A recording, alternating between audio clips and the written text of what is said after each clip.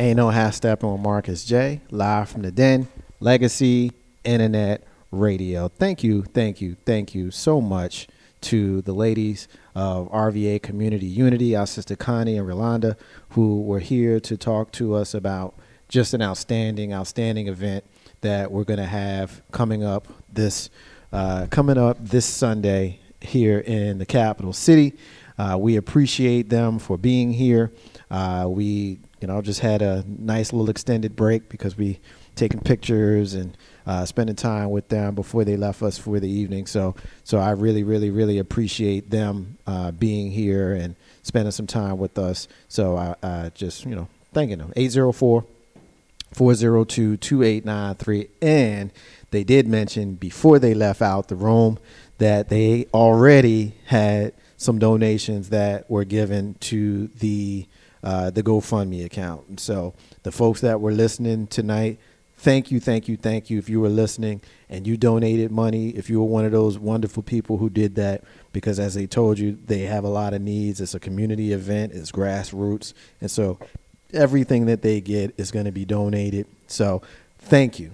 Thank you on behalf of Legacy Internet Radio, and thank you on behalf of the organizers of RVA Community Unity Day. Again, it's going to be this Sunday, July 9th, from 4 p.m. to 9 p.m. right here in the capital city in Byrd Park. So if you're from Richmond, you already know where Byrd Park is. Come out, have some food, interact with the community, interact with the police officers who are going to be there. They're talking about free haircuts and food and face painting and just an outstanding event. And so it should be a whole lot of fun. And so we look forward to actually doing that event and participating and be a part of it and supporting it. Ain't no half stepping with Marcus J. Live from the Den, Legacy Internet Radio. At this time, of course, I want to kind of move on with the rest of the show. We got a lot that we need to get to. Of course, there's a lot going on in the world. And before we get into talking about the rest of the show, want to introduce one of the usual suspects that just walked in the door tonight. She normally joins us on the second Monday of the month, but I put a call out and I said, I need my sister to come join us.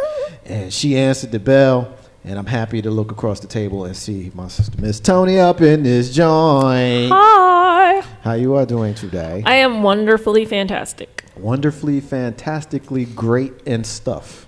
Yes. All of those things. Yes. Well, good. It's good to see you. How you doing? I'm good. I see you at your front. I do have some fruit. You guys can have some. I like looking at that fruit. It reminds me like Pac-Man. Like when you play Pac-Man and then like you go to levels and stuff, and then the first level you get like a strawberry, and then like later on, they got cherries, I think. Oh, okay. And then you get a banana and whatnot. A banana. And then you get a strawberry. Yeah, I got strawberries and blueberries. Yeah, I don't want none of that. Ain't no hashtag Marcus J. Live from the Den, Legacy Internet Radio. Of course, First Lady of Legacy Internet Radio is still with us. She's still in the building, rocking and rolling with us. First Lady, you still here? I see you running around and you still doing your thing. So we appreciate you being here as well. And so what I want to do is I want to kind of change the tone a little bit. A couple of things that we've got on the agenda for tonight, and a couple of videos that I want to play and have you ladies kind of react to. The first one is about black on black crime. And the reason why I want to play this clip is you got a lot of people who will justify the bad things that happen to folks in our communities because they say that the police are on heightened alert because of black on black crime. And we talked a little bit about that in the last segment with our guests and how the police are people, but I also made the point that they need to start snitching on each other. So, but anyway, I won't belabor the point. I just want to go ahead and play this clip. It's about, I don't know, 5 minutes or so. Take a listen, and then we're going to go ahead and we're going to talk about it. You know, and the comparison that a lot of people try to make is like, well, what about black on black crime? But when you look at black on black crime, the person doing it usually goes to prison. Whereas when you look at police on black crime, almost always the police officers walk away. That's exactly right. There's no shortage of black people in jail for killing black people. Right. And at the very least, they get investigated, they get charged, there's an arrest, there's a grand jury indictment, there's all this stuff that doesn't happen, as you pointed out, when police kill us. The other thing is, with black on black crime, which is itself a funny term, right, a curious term, I mean, it's not about black on black, it's about proximity. It's when people typically get killed by people who live in their neighborhoods. People don't go across town to murder people. White people get killed by white people. Asians get killed by Asians. That's just the norm. But we don't talk about white on white crime because we don't pathologize what white people do. White people do poorly on tests compared to Asians, but we don't say there's an Asian achievement gap, a white Asian achievement gap, right? We only talk about it when it comes to black folk. But even within that, you know, we do try to prevent black on black crime, quote unquote. We don't protest, we don't march for it. And people say, why aren't you out there marching against that? Well, because that's not how you stop black on black crime. You stop it by getting people jobs. You stop it by violence interruption. You stop it by mentoring people. You stop it through early education. You stop it through arts programs, music programs, sports programs. And that's the work we've been trying to do. And with police, we have a different expectation. I don't have an expectation that the Crips or the GDs or the Vice Lords or the Bloods are going to protect me. I didn't sign a contract with them. I don't pay taxes to the Bloods for them to take care of me. Now, I pay taxes to the police to take care of me, to protect me, to make sure that at least that they don't kill me. So I have a heightened expectation from them. The social contract says the police are supposed to protect and serve. We know historically they never have, but that's always been the goal. That's not my arrangement with Bloods and Crips. That's not my arrangement with people up the block shooting at each other. So it's a different expectation from the state, and I don't want anybody to kill me with impunity, and that's what the police are doing. They're killing us with impunity. They're killing us, and nothing's being done about it. There's a phrase floating around. It's called black on black crime. People have used the phrase to describe interracial violence in black neighborhoods for decades, and there are a lot of problems with it. It implies that black people are inherently violent, and that interracial violence is unique to black people. This is a huge myth. Studies show that every race commits the most crime against its own race. For example, 83% of white murders are committed by white people, while 91% of black murders are committed by black people. The numbers aren't far apart, but we don't use race to describe crimes committed by any other race. Proximity plays a big role in crime, and American cities are very segregated. The country's history of housing discrimination is one of the biggest reasons why interracial violence is a thing. In the 1930s, the Federal Housing Administration came up with redlining. Redlining is a real estate rating system that literally separated neighborhoods by race. Neighborhoods marked in green were predominantly white neighborhoods, and neighborhoods where black people lived were marked red. Redlining limited black people's access to mortgages and new housing developments. The FHA decided that redline areas were socially and economically unstable because of the people who lived there. So while white people were granted access to highly funded real estate, black people were funneled into redline neighborhoods where many properties were economically abandoned. These practices continued for over 30 years, contributing to unstable living conditions and a cycle of poverty in predominantly black neighborhoods. And research shows that poverty and crime are undeniably linked. So, let's get things straight. There isn't high crime in black neighborhoods because black people are more violent than anyone else, but it's largely a product of government-sanctioned racism in the land of the free. Because remember, sometimes these cops have body cameras on and they still killing us. The problem is that police operate from the same frameworks that we all do. We all have scripts in our minds of who and what people are. And unfortunately, one of our social scripts for black people is violence. So when you see Mike Brown walking down the street, you see violence. And if you're certain people, if you see Trayvon Martin with nothing but Skittles and a hoodie, you still see violence. So if I don't doubt, to be honest, that George Zimmerman thought Trayvon was guilty of something, and I don't doubt that he thought that Trayvon was going to hurt him. I don't doubt that. The problem is there was no reason to believe it. There was no rational basis for that. And then they go to court, and then there's a jury of his or her peers, And they're asked to invoke what we call the reasonable man or the reasonable person standard, which is what would a reasonable person do under these circumstances? So now you got 12 jurors who were sitting there saying, what would I do if I saw Trayvon? What would I do if I saw Mike Brown?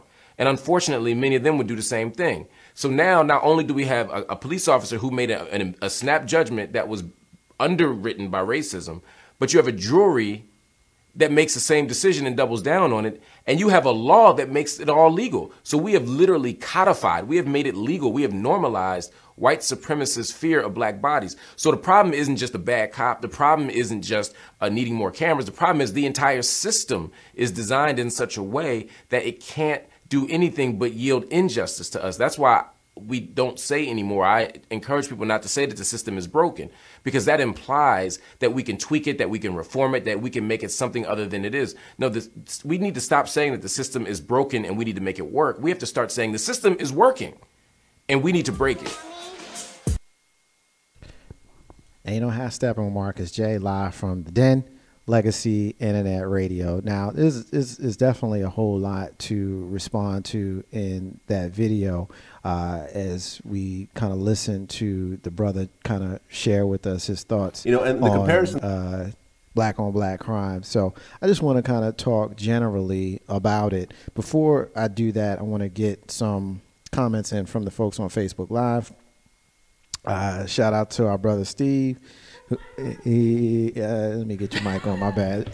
Say again.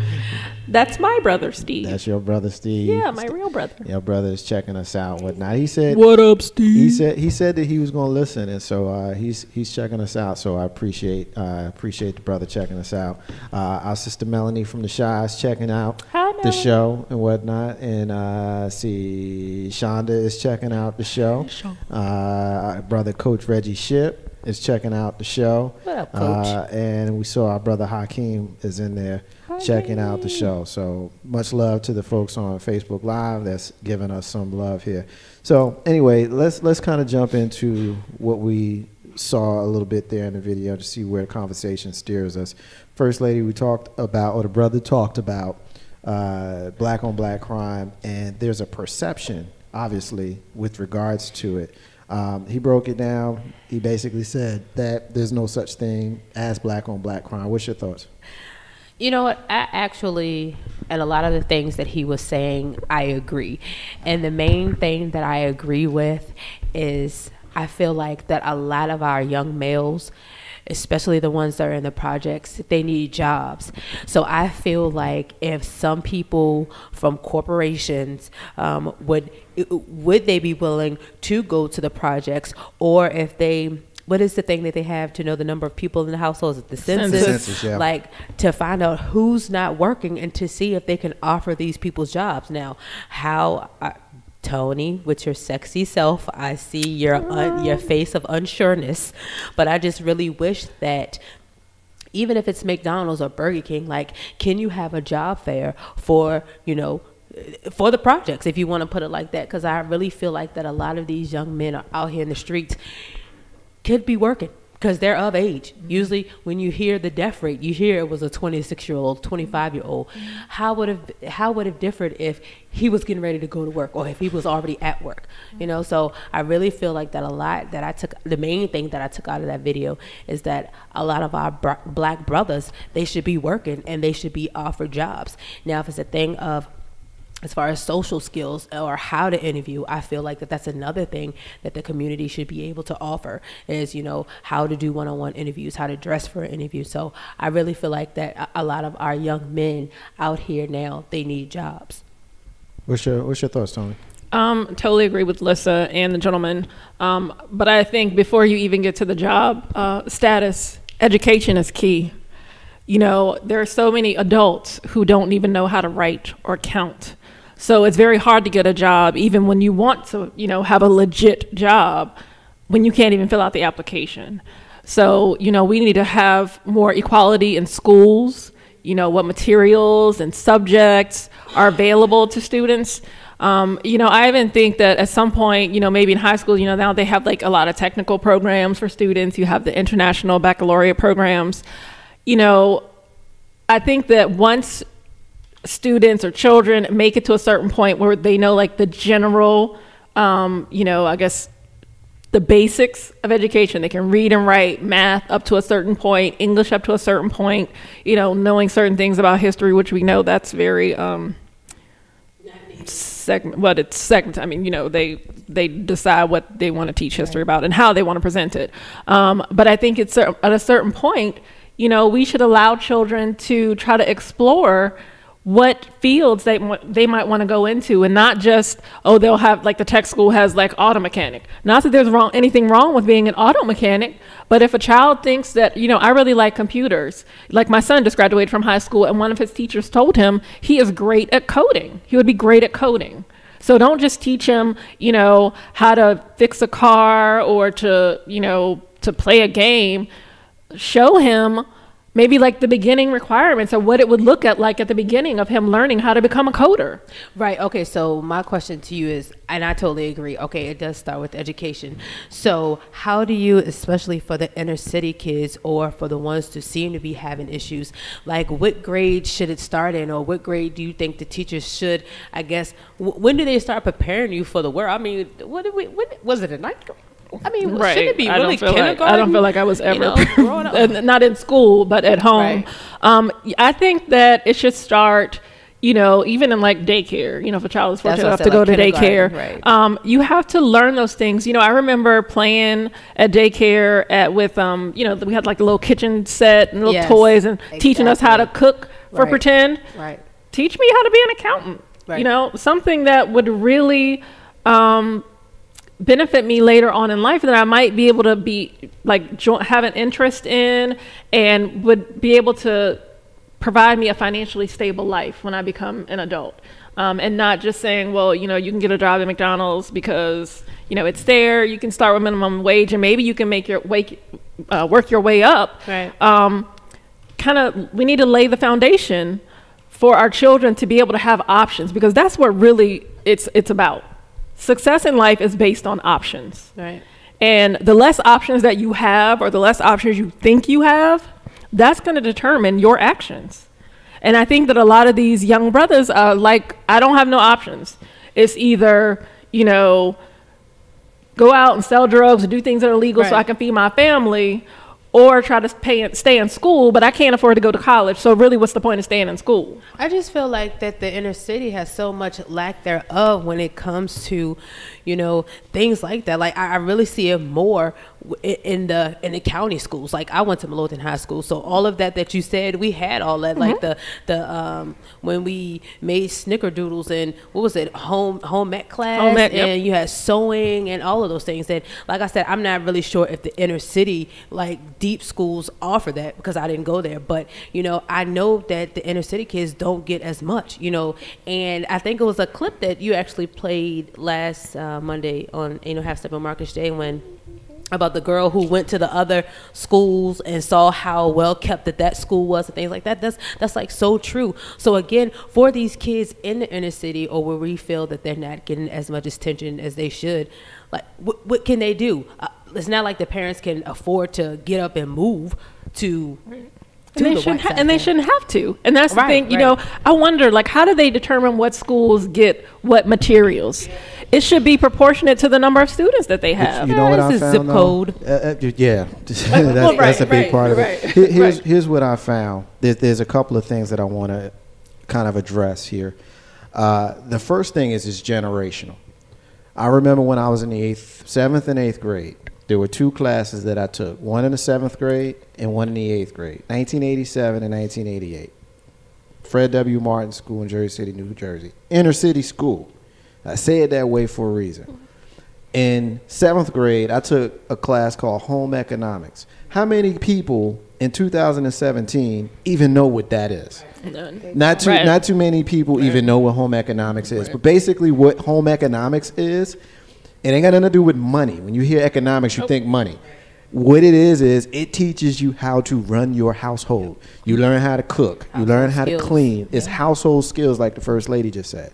I took that class, and I was fortunate because I had a mother and a father and an older brother and a family who I learned those skills at home. Mm-hmm. But I also know that a lot of the children that I went to school with did not have people at home to teach them those skills. Mm-hmm. So I learned it at school.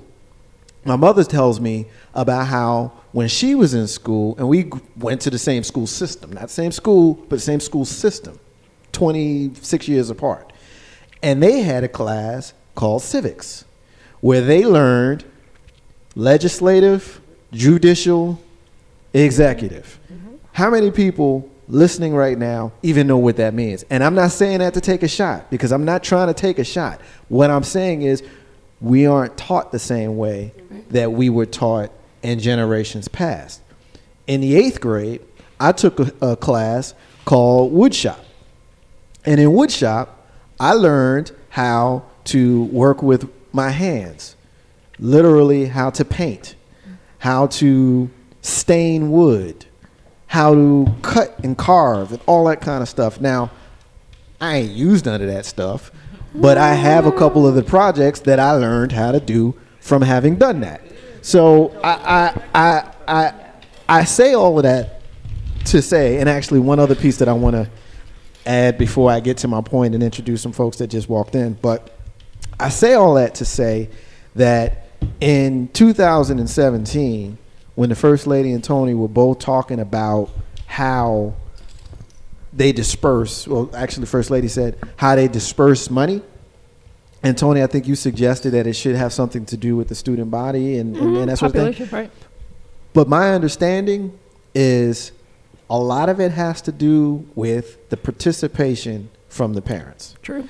If you look at just Richmond, Virginia alone, Henrico to be more specific, we here know that there's 2 parts of Henrico. There's North Side and East Side, and then there's the West End. We know that.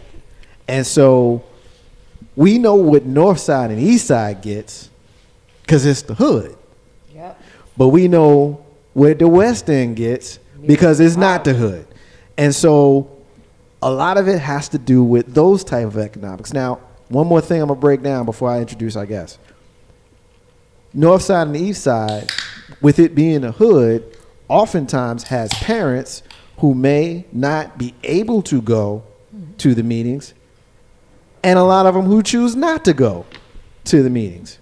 Whereas the West End, because a lot of them have stay-at-home moms because there's money out there, they ain't got nothing else to do but to go to those meetings. So when we look at Tucker and Freeman, West End schools, versus Henrico and Highland Springs, North and East End schools, there really shouldn't be that much of a surprise when we look at the resources in those schools. And First Lady, you mentioned the clip that I played last week. That was a clip from a TV show called Orange is the New Black, where a young girl went to, they do flashbacks to the prisoners. And when she was a young person, she went on a trip to another school where she saw how the white kids had all of these fancy programs, and they had all of these fancy computers, and they misappropriated a lot of our arts because she saw white kids in there performing Dreamgirls. And she's looking at it like, what the hell is that? What the hell is that? So that's a little bit of a breakdown. But before I go further, I want to introduce some folks who just walked into the room, adding to our group discussion here. Our sister Shayna Latia, we ain't seen in a while. What's up, Shayna? Hi. How you doing? Feel good. Yeah. Just came from yoga. Shocker. Just came from yoga. You feeling good? I do. Well, good. We're glad to see you. Glad to have you back in your home. I love you. Glad to have you back in your home. And you know how Stephen Marcus J live from the Dan legacyinternetradio is glad to see rejoining the discussion. We ain't seen this brother in a couple of weeks, but he knows how to come back home. Testing. You know, one of our founders, Mr. J. Grizzly Green. What's up, bud? Salute. Salute, man. How you doing? Great. Yeah. Totally great. You got the mirror joints on and whatnot. Oh, you cool? I'm cooling. I'm cooling until you hit a spot. Until you hit a topic tonight. I'm gonna tell you something. I walked in on something and I just. I'm gonna tell you something. Y'all ain't gonna make me cuss tonight. It's going down, bro. I mean, I'll say my normal stuff, but not like how you get me to cuss. Well, you know, it's tradition, so it's going to happen. We just don't know when during tonight's broadcast. You know, it's going to go down. Last time you got him an F-bomb will be dropped. I think I said it like 2 or 3 times. You said it twice. I know I edited that joke. Messing around with Grizzly. right. And you know how Stephen Marcus J live from the Den, Legacy Internet Radio. First lady, jump in. Okay, well, Tony. Okay, so getting back to you, and I guess to everybody. Okay, so if it's really not the kids, then we have to start with the parents, and then, like I said, we understand how they're single parents and how they have to work, so they aren't able to get to the schools. What can we do to help the single parents? Like go to the PTA meetings for the kids, or I mean, what is the help that somebody can offer a single mother that may have 5 or 6 kids, you know, that are all some in birth school. control. Like, for real. I'm serious, for real, because we're supposed to be helping. I live in that neighborhood. So how do you reach out to them? And God knows, and I swear I don't care if don't nobody else know, because God knows in my heart when I say this, I'm not kidding, and I mean it from the bottom of my heart. But you go to some people who have attitudes and think that you're trying to be nasty because you're trying to help them, you know. But if you say, you know, I see that you not even struggling, but you may need some help. How can I help you? I don't need your help, you know. And it's bad that, you know, we have those feelings or think that may happen, but what can we do? What can we do to help the parents or the single mothers or the single fathers? What can we do? You give them the information. So I can say that, you know, when my son was younger, I was more involved in the schools and the PTA and things like that. But, you know, I know the districts where we lived, and I knew the quality, you know, education that he would get. You know, I always went to back to school night and the orientation, and I met his teachers, and I would email them. You know, I would check his grades. A lot of schools now even have like an app. Chesterfield County has an app that you can check your children's grades, their attendance. What I said? Oh, they got it in Richmond. Chesterfield. My kids. Yeah, most of them either have a website or an app that you can check your child's grades. Okay. Let me stop you really quick. A lot of those things that you're naming, you have access to those. You could. If I can see your tail, if I can see you twerking on Facebook or Instagram, the whole hood got an iPhone. I don't want to hear. So that's more of a parenting issue. iPhones. The kids of the hood got iPhones. Right. Thank you. That's a damn shame. So I mean, for the parents that can't, you know, maybe because their work schedule doesn't allow them to go to the meetings, they take minutes. They take minutes. You can see what happened at the meeting. You know, there's contact people. If you can't always pick up the phone and call somebody or be there, you know that, okay, on this date, they're taking a vote for rezoning. I'm going to see if I could try to get off so I can go and attend that vote so that my voice is heard. So if somebody doesn't care or they don't want your help, there's nothing you can do. You can't, you know, lead the horse to water. You can't make them drink. Okay. But go ahead. I'm sorry. Go ahead, I was just going to say, but for those parents who do, then I think that we have a responsibility as the village to help them to get what they need. And it's just a matter of you know, knowing who those people are. I think a lot of us don't even know. Like, I don't know my neighbors. I know the people that live next door to me. I know their names. I don't know the rest of my neighbors. And you know, and I hear a lot of people throwing, and I'm just gonna be real, throwing the village word around. And know some people don't want to even try to help you or your child. True. So you know, again, how can you get these people to trust who they need to trust to get the help? You can't. Right, and a lot of it, my mentality has always been, my child is my responsibility, not even his father's. He is my responsibility. So if I'm not doing what I'm supposed to do, I cannot blame anybody else. And that poor child didn't ask to be here. So if they don't want the help, you can't give it to them. You know how Stephen Marcus J live from the Dan Legacy Internet Radio. Got a couple of comments here from our sister Melanie in the Shy. Let's see. I don't think you should be relying solely on corporations. Black people have a responsibility to provide opportunities for these young people. If you're a working adult, then you should be funding all activities for the young people that are in your care. That goes from opening up businesses to putting them through trade schools to open their own businesses, encouraging their dreams. Brainwashing is a necessity in our instance of ownership and assets, and leading the way to obtain this. Too many of us brainwash our children to get a job. We have to turn off the TV and travel outside the four corners of that house. Outstanding comment. She also says that homeschooling is necessary. She also says she took civics classes but went to private schools. The public sector is not geared toward teaching black children, period. Outstanding point. See, last comment she has, yes, in the private sector, the parents are very involved, plus they will raise funds if they get pushback from the school itself. So a lot of good points you make there, Melanie. We appreciate you. Thank you for jumping in here.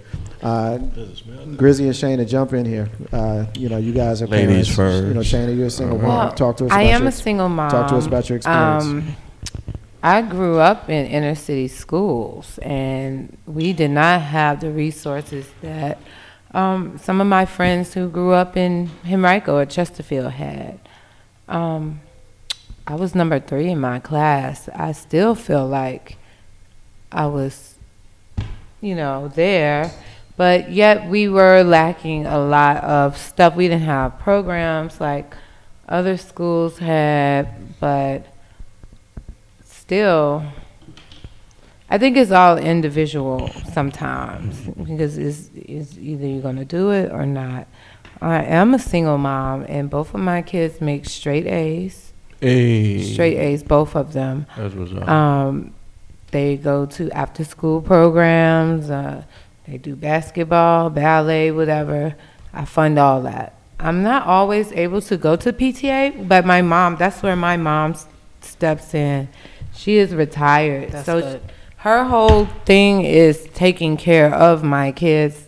I didn't ask her to do this. She just wanted That's to do the village. it. That's what I was about to say. She just wanted to do that. Village. Yes. So I know, I mean, from day one, I'm dropping my daughter off at school. My mom's like, you go to work today, I'll pick her up. Don't worry about it. I'm always, she's just always there. So Yeah, don't forget your mom loves your kids more than you. oh, yes, she does. I'm telling you. I know. That'll always be good. Grandma, oh, God. Nana. Yeah, I learned that. I learned it when that grandma would. I learned it when Mama was born. Grandmas. I don't know. I learned it when my daughter was born. kids. Nobody calls me anymore. It's like, hey. But guess how's who? the kid? That's a good point. Oh, it comes back to you after they graduate, because Does now it? people, are you okay? Oh, they care about you? Yeah, again? no, they ask So I me gotta how I wait do now. 18 years for Yeah. them to care. Yep. Because the babies are it. Y'all know the babies are Well, it. I'm a single mom, so guys are always asking me, "How your kids?" That's like a line. That's a these come on days. line. That's all How they the doing. kids doing? Do they need anything? No, they good. They don't need nothing. Thank you. Hey, give me some. It's a couple of. Give me your being points, that I please. came in on the tail end of the convo, but it's a couple of points, different avenues that this point or counterpoint could go. I like those shades. Thank you.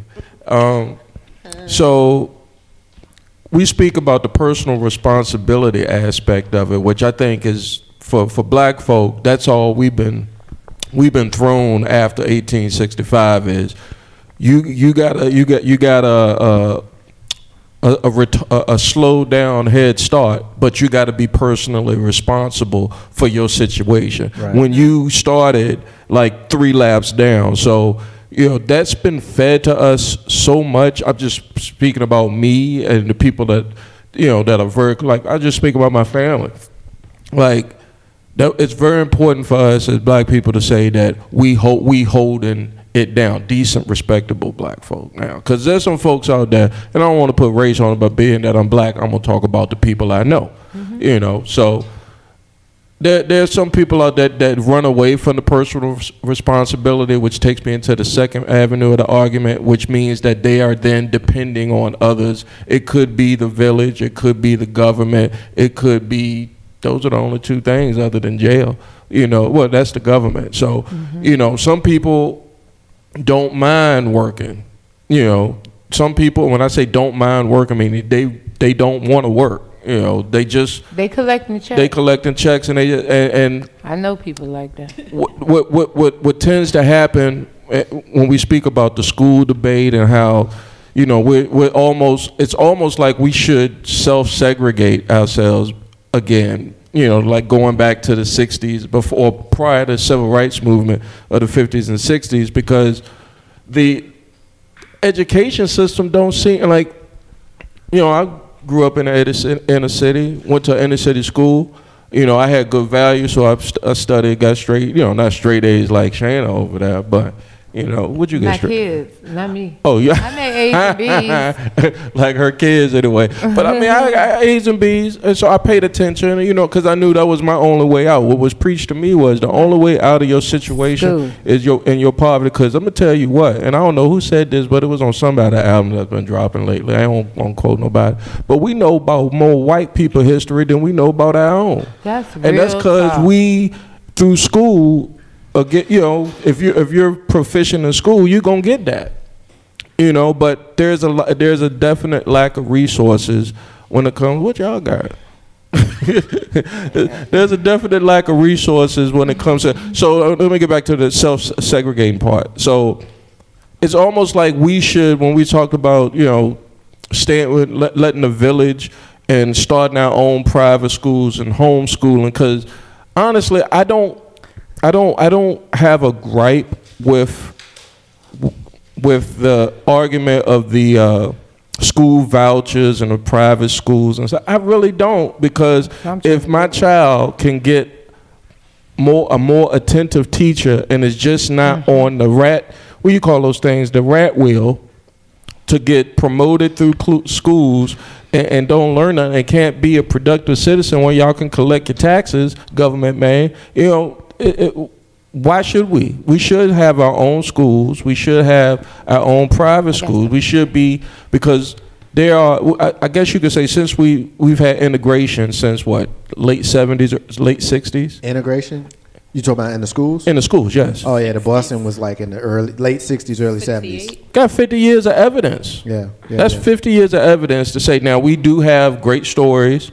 You know, but for the majority, if you go to any hood, when I say hood, everybody know what hood mean. But for the white listener audience, y'all know what the hood mean too. A lesser. Yeah, and you go to any hood in America, and I bet you within a 2,000-foot radius, there's a school that look just like that neighborhood. Ain't no high stepping with Marcus J. live from the day. Legacy Internet Radio. 804-402.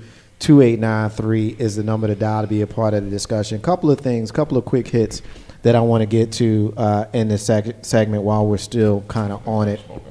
We talking about, yes, exactly. Yeah. While we're talking about schools, something happened in my home state that I found to be very interesting. Before I get to that, did y'all see New Jersey Governor Christie on the beach? On the beach, man, I saw that. No, but do you know why he was on the beach? Because he closed them. Because they couldn't approve the budget for the state. So he refused to approve the budget, but the governor's mansion is actually on the beach, and so he ain't got nowhere to live. No, he lives on. No, he didn't approve the budget. And so they closed the beaches, no lifeguards and none of that kind of stuff. No safety. So no citizens can use the beach. But because the governor's mansion sits on the beach, whoever is rocking with him could go and hang out on the beach. I didn't want to spend a lot of time talking about that, but I figured that's one of the 1% rules. Since I'm talking about New Jersey in this next piece here, I figured that it was definitely something that I would touch on. But did I miss the part when they asked was he on the beach and he said he didn't get no sun, and the other person tried to say because he had a hat on? Stop eating. I did not hear that. Yo, you didn't hear that? No, I didn't hear that. I was like, really? But did you see how indignant he was at the press conference when they were talking to him? And that's when he said it at the press conference. So that's when he was at the press conference. Yeah, so I didn't see they that asked clip. him, did he get any sun on it? Did he have a good time at the beach? And he was like, I didn't get any sun. He pulled a Donald Trump. Next question. Right. Next question. He had a hat on. That's how he didn't get any sun. That's how brazen they is. I don't like pronouns, but I mean, I didn't want to spend a lot of time on that, but I figured since I'm talking about New Jersey, I said, well, let me bring Jersey that up. in the house. All right. So this next thing that I want to get to is we're talking about schools and stuff like that, right? The New Jersey Assembly passed a bill requiring kids to be taught how to interact with police. What? The New Jersey State Assembly last Thursday passed a bill that would require schools to teach children how to interact with police, quote, in a manner marked by mutual cooperation and respect, end quote. Assembly Bill A1114 passed in the Assembly 76-0. According to the New Jersey State Legislative Office of Legislative Services, it must still be passed by the Senate, the office said. The bill mandates that school districts start teaching kids how to talk to law enforcement officers starting in kindergarten, and would continue instruction all the way through grade 12 as part of the social studies curriculum. If it becomes law, the program would begin in the state schools starting in 2018. When the legislation was first introduced for the 2016 session, critics said it appeared to place the onus for police interaction largely on kids, mandating only that children be taught, quote, the role and responsibilities of law enforcement official in providing for public safety and an individual's responsibility to comply with a directive from a law enforcement official, end quote. Straight bullshit. An amendment version of the bill now requires that school children also be taught about, quote, an individual's rights under law in interacting with law enforcement official. In addition, it now states the Department of Education must work with an advisory committee in order to create the curriculum. The committee includes many of the same groups that make up Newark Civilian Complaint Review Board, a police oversight project. There's more here, but I'm going to get this one last quote in, and then we're going to start talking about it. The legislation does not empower young people, especially those living in brown and black communities. This is what a community leader said. Instead, it empowers law enforcement by allowing them to continue to evade accountability for abuse and misconduct while forcing the burden on the public. Oh, by the way, New Jersey Assembly Speaker Sheila Oliver, a sister shown here in a 2013 file photo, is the one that introduced the bill. Really? So, she's before we she from the Poconos. So before we start tripping and thinking it's crazy white folk, it was a sister. She got paid to do that. It was a sister. It was a Steven. Hold on. From Django? From Django. Oh, okay, yeah. All right, so Shayna, you got kids in this age range. So you got kids in public school in this age range. Tell me your thoughts.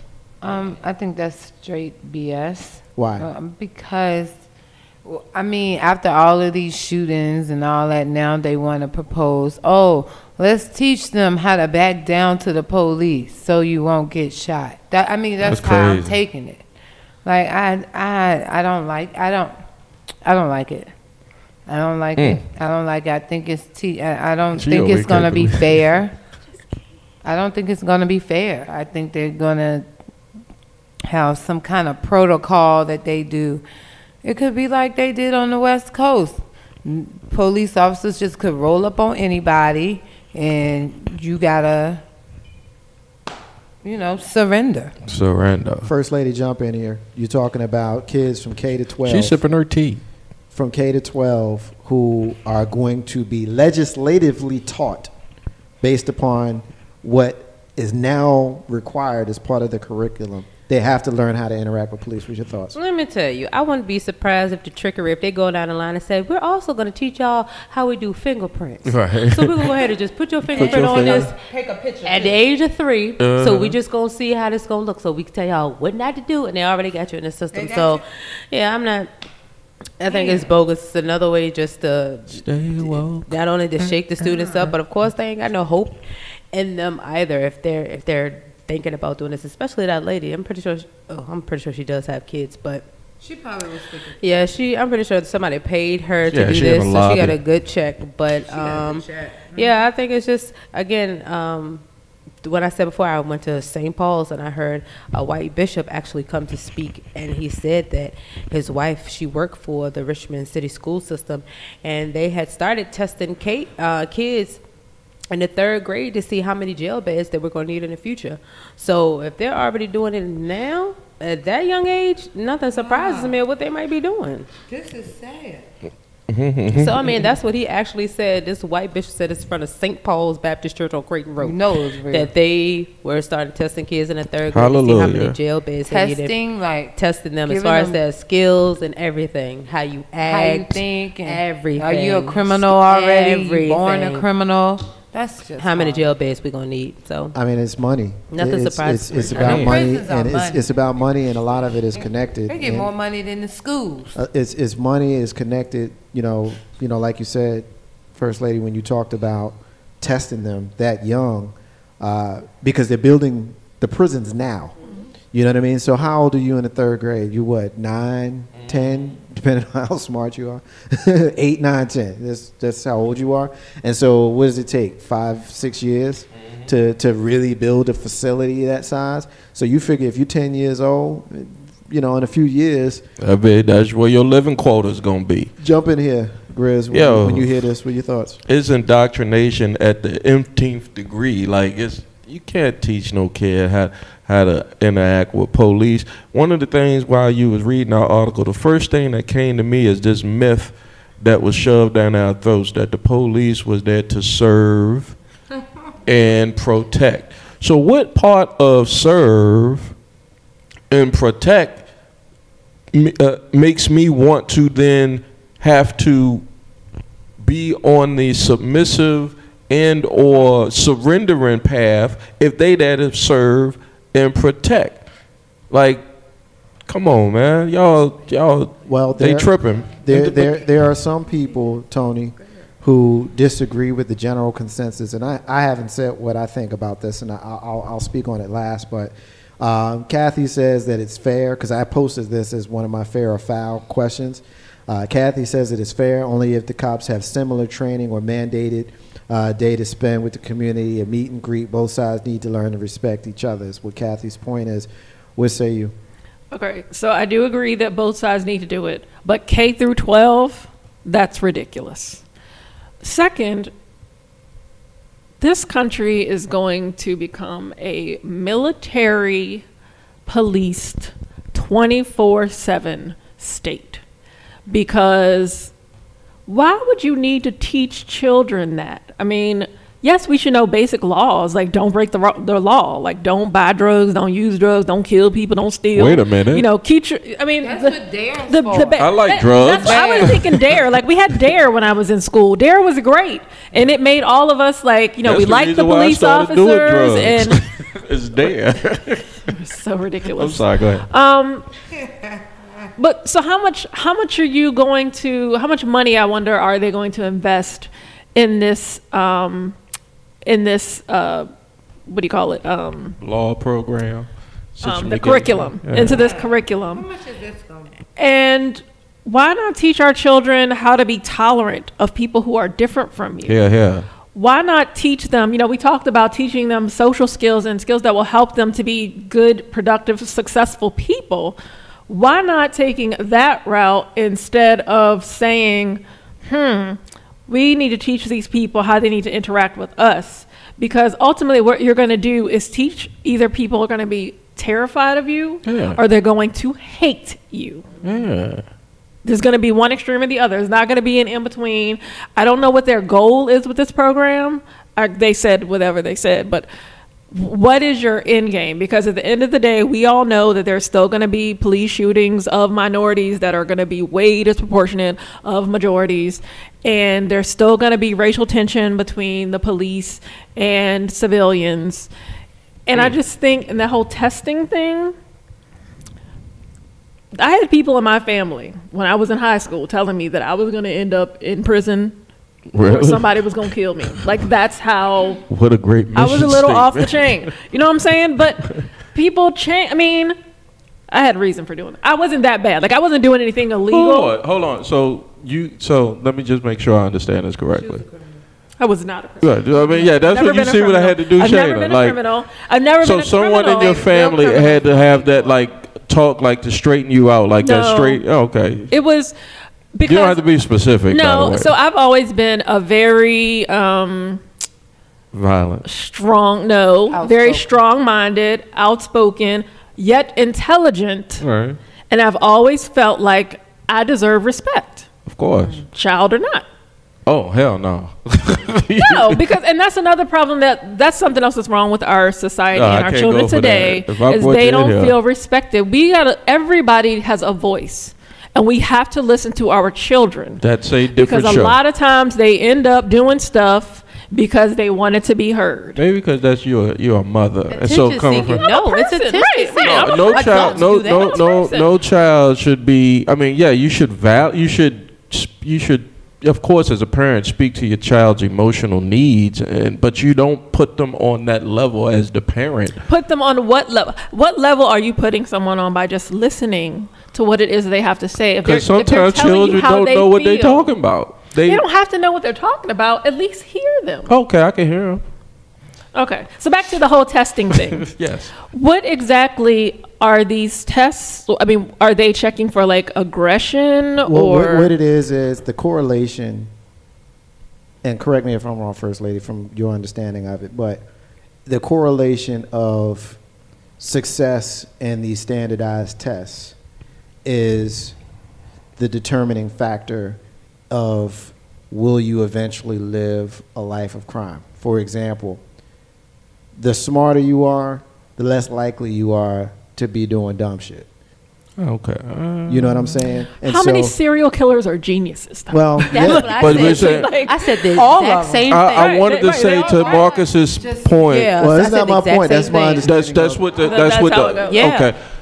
I mean, if the evidence indicates that if you do well in school, more than likely you're not going to do crime. Numbers don't lie. But there also sometimes you also have to equate for that. I wouldn't even call it an anomaly, but things. Some of the most, like y'all said, serial killers or even people that do white collar crimes on Wall Street and stuff. They're smart people. Yep. So the numbers, numbers don't lie, but you can make the numbers say what you want to say. I think the elephant in the room in this discussion is the fact that when we're talking about crimes, we're talking about petty crimes. We're not talking about big. We're not talking about serial killers. We're not talking about white collar quality of life crimes. We're talking about knocking you over the head. We talking about robbing the bodega. We talking about that type. We talking about selling drugs on the street. Right. Because we also know that depending on your socioeconomic situation, there's a certain level of desperation that's going to come with it. And if you don't have certain educational access, the likelihood of that you go that route. Say again? That the likelihood that you go that route. If you don't have certain, access. Let me back up. If you're 8 years old, you don't score very well, and 5 years later, when you're in high school, if you continue to not score very well, maybe you don't apply yourself, or maybe you're just not academically inclined. But the reality is, those folks who have lower scores are less likely to continue their education. Right. And if you don't have higher scores, you may not have access to a good job. And if you don't have access to a good job, you still got to eat. You still got to live. So it's ski mask time. So it might be ski mask time. Right. That's the logic. Right. I'm not saying that I agree with it. I understand. But that's what the logic is.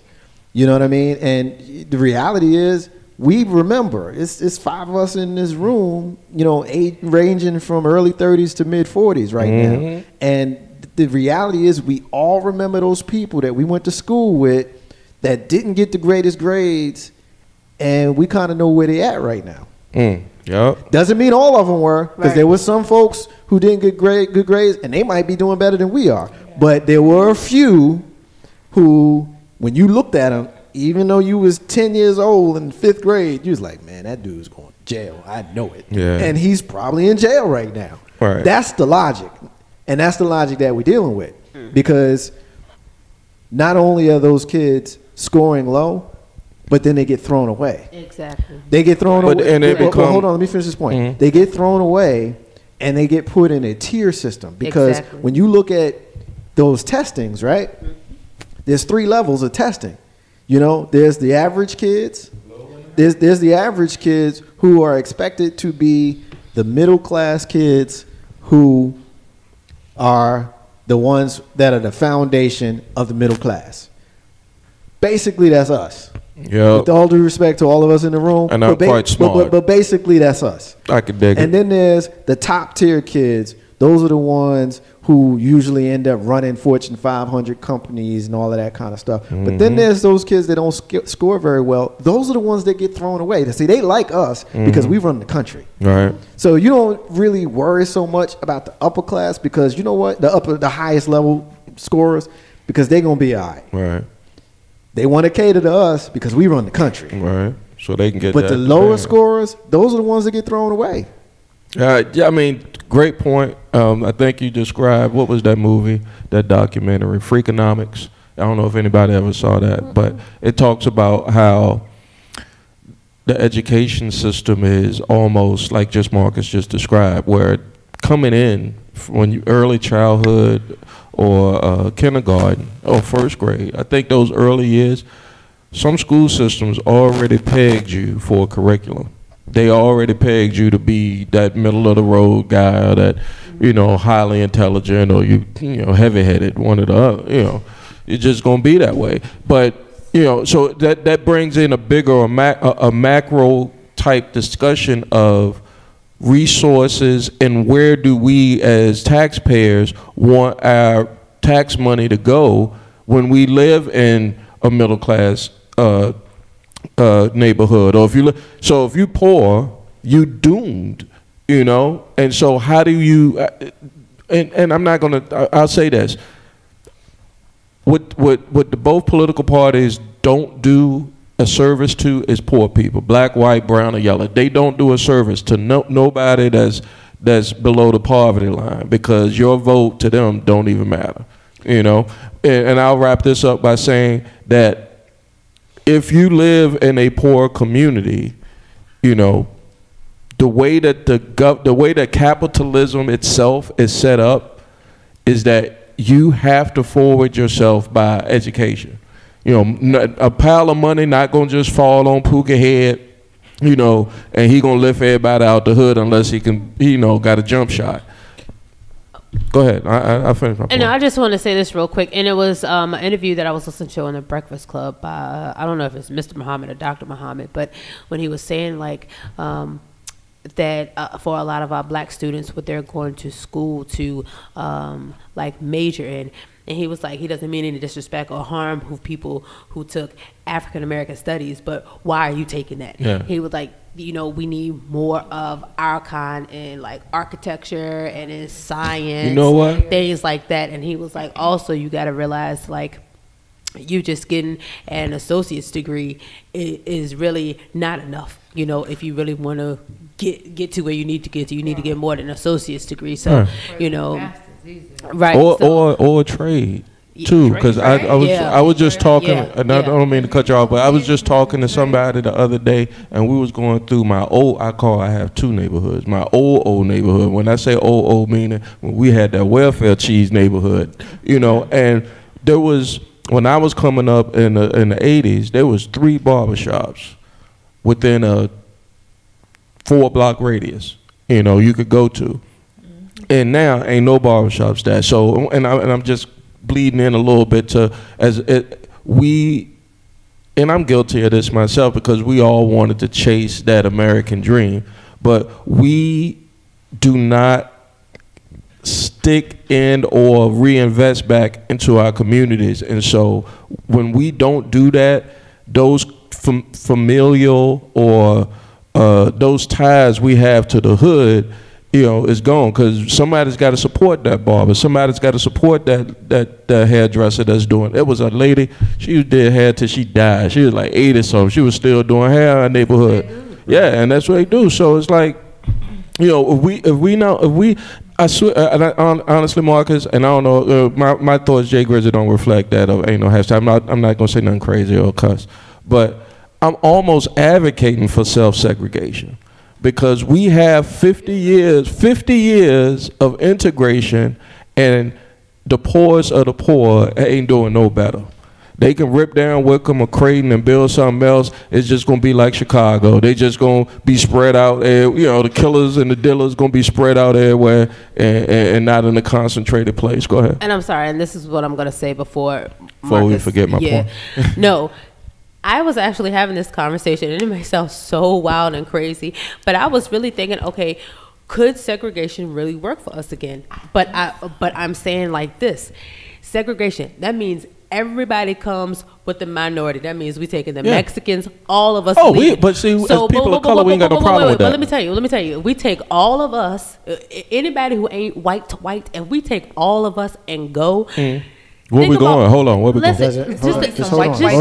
Just think about all the people, the Mexicans that you see turning mulch on the side of the road, or the people who you see in the fast food restaurants. Like these people who are in these corporate buildings, they're gonna have to be serving hamburgers and things like that for real. If we all go, do y'all realize how much power? That's why they're so afraid of us, because of things that we can build, things that we can do. So if we take the mess, all of us, and go, oh my God, yes, segregate us. They would not know what to do without us. That would really, really show. I mean, trust me. The middle class would suffer. It's a perfect segue that you make that point, First Lady, because when we talk about segregation or separation or leaving or all of those kinds of things, what we also talking about is taking care of each other. Yeah. And one of the things that we should be aware of when we start taking care of each other is this is what they think about you. This next clip that I'm going to play, this is what they think about you. Whether it's your friend or your foe going to tell you, your friend may not. But this is what they think about you. Take a listen to this, and we're going to talk about it before we close this segment. Take a listen. They use their media to assassinate real news. They use their schools to teach children that their president is another Hitler.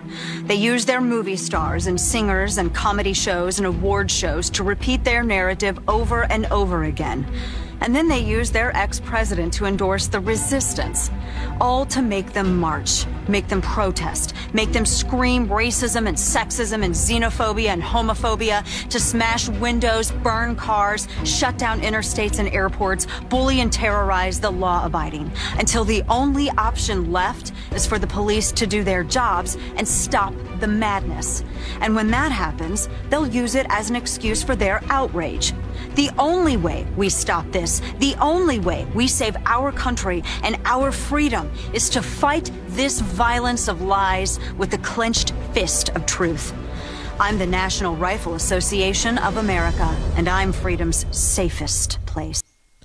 Ain't no half stepping with Marcus J. Live from the Den, Legacy Internet Radio. So hold tight, folks. Hold tight. So, well, that was a hot button topic. Well, that's why that's why I played it. So we just spent the last almost an hour talking about black on black crime, and we talked about schools and how we're testing, and we talked about separating ourselves and we talked about all that kind of stuff, and we talked about how we view ourselves, right? That's what they think about you. What we just played, that's what they think about you. Now what? Now what? Now, Melanie, stop playing, that's for sure. Melanie makes a good point. Melanie says that STEM programs and trades should be highly promoted. Absolutely. Mm-hmm. But this is what they think about you. Now, you would think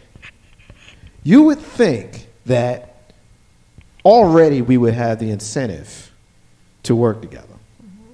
We just spent the first hour of the show talking to our sister Connie and Rolanda. Talk to us about RVA Community Unity Day this Sunday, July 9th from 4 to 8 in Bird Park, right? We just talked about that. Us working together, doing things together, us building each other. You would think that hearing the enemy speak about us this way would absolutely incent us to do more of that. You would think. You would think. You would think. Can we break forward? Because this will be a good one. How many times did she say they? Pronouns. They. Yeah. They. Who the hell is they? Who the hell? You know who they is? People of color. It's Grizzy, and it's Tony, and it's Shayna. People that don't look like her. And it's Marcus J. That's who they is. And not only was it they, did you hear the venom in her voice? Mm-hmm. She represents the majority of this country. She represents the women that said that they were going to vote for Hillary and actually voted for Trump. Yeah, I mean, they lied. They was programmed. Probably, but when you find yourselves beating your head against the wall, having conversations with people, you know, in your mind, having what you think is a logical conversation when you're talking about Philando Castile and you're talking about Eric Garner and Tamir Rice and John Crawford and people like them, and you're trying to get a rational perspective relayed that's the mentality. You're not going to win. And do you know, Marcus, why you're saying that, why they think they're going to win, or why they think they always end up in a position that they feel like they have to take that position on everything really against poor people and people of color throughout the world, is because in some way the power structure, the white supremacy power structure, has an innate guilt about something. And they know that I'm telling you 100% with my soul. And I'm not talking about specific white people, because I'm not doing that. I'm talking about, because racism is also a power structure as well. And what they know is that white folk know that if they ain't done right over all these centuries and millennia, there's something coming back. So that venom, that is her way of saying protecting what they have, because when you're in a state of fear, the first thing you want to do is try to, hold in what you got. And so what ticked them off to the umpteenth degree was the election of Barack Obama. And seeing that the country was intelligent enough to try to go a certain direction. And so Trump and his supporters, NRA and everybody, is just a direct response to that, because that fear is real. And when you scared of something, you liable to do anything. Nah, I can dig it. Ain't no half step on Marcus J, live from the Den, Legacy Internet Radio. A lot that we accomplished here in that segment. Just scared of white so folk. we're gonna shut it down and take our final break of the night. When we come back, we are going to rant, and we are going to close. You're hearing from our brother Jay Grizzy. You're hearing from our sister Tony. You're hearing from our sister Shayna. And you're hearing from the First Lady, Legacy Internet Radio comedian, that's Lissa P. And I guess I'm here too. Ain't no how stepping when yours truly be back in a few. Y'all stay with us. Hey, this is Warren Ballantyne, the number one true fighter in America, and I'm listening to my man, my brother, Marcus J, right here on Legacy Internet Radio.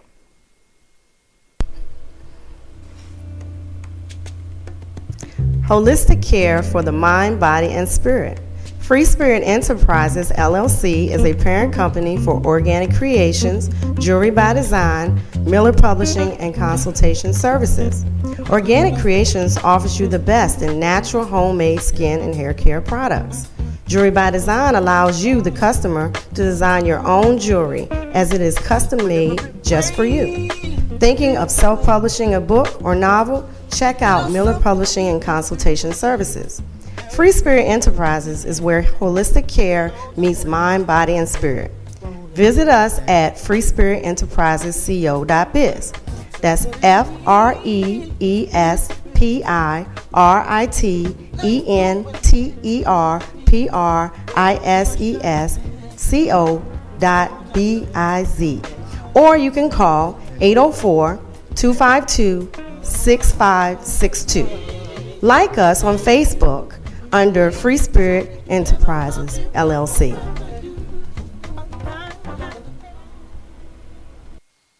What up, everybody? It's your girl, Jody Smith, JMM, Jody Music Mixtape. It's a classic. Get at my dude, Marcus J, on Legacy Internet Radio. Ain't no half-stepping. Get your own JMM mixtape. Hit me up.